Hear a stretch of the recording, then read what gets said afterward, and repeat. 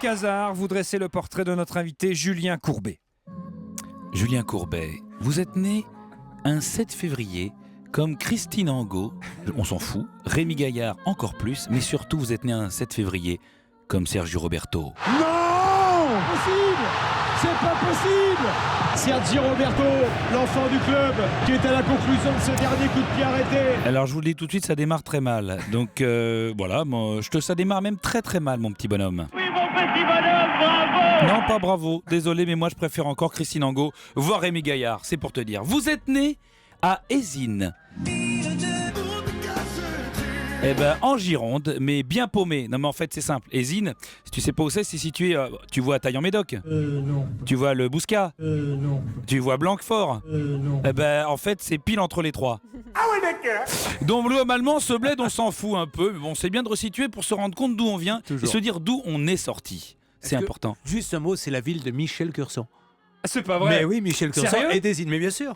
Pour te dire qu'il y en a du cassos qui en sort de ce bled-là. Des études au lycée Montesquieu, oui des études, pas comme Michel Cursan, je pense.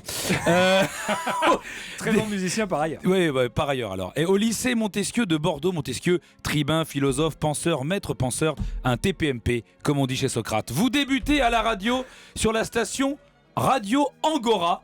Bizarre ce nom Radio Angora, peut-être en hommage au pull en Angora, rose pâle, que chaque Bordelais porte négligemment sur les épaules en longeant les berges du Cap Ferret, avec le regard perdu au loin en pensant à ceux qui passent leur week-end dans un pire vacances de Port-Bacarès, en se disant « Salaud de pauvre !» Eh, on l'a tous fait, hein, depuis qu'on paye l'ISF.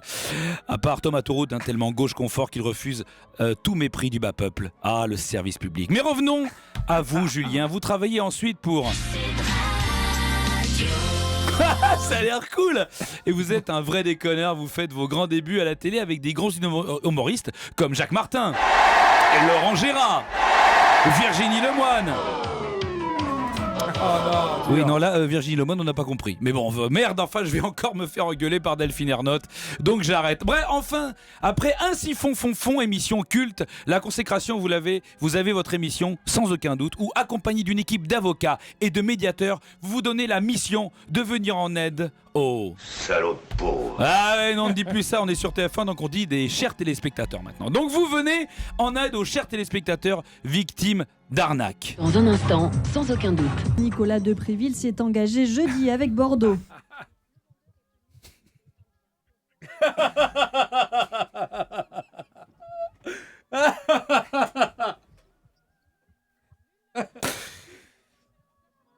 Malheureusement, non.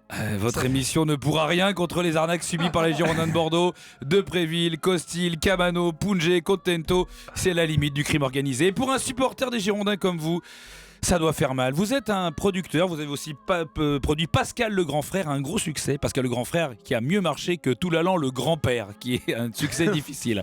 Après le succès, Petite traversée du désert, une Gourvenec, comme on dit dans le métier. Bon, Gourvenec, c'est carrément devenu un Touareg, lui. Puis le retour au premier plan, vous animez le jeu Duel et chaque jour, vous voyez des candidats gagner des duels pendant que Costil n'en gagne aucun à chaque match. Et par consécration, oui, vous avez la consécration, le remplacement hebdomadaire de la star de la ménagère de moins de 50 ans, pardon. Vous devenez le Ole Gunnar Solskjaer de l'autoproclamé Blabla. Belle carrière. Merci Julien. Joli. Merci. Bon, pour la fin, je vais devoir donner quelques explications tout à l'heure quand je vais le croiser, mais je vais prendre sur moi. Tu c'est pas l'embrasses grave. de ma part. Je l'embrasse, bien sûr. Ça passera très bien. Bravo Julien Cazard, c'était l'interdit de stade de Julien Courbet. Vous pouvez podcaster évidemment en allant sur europe1.fr.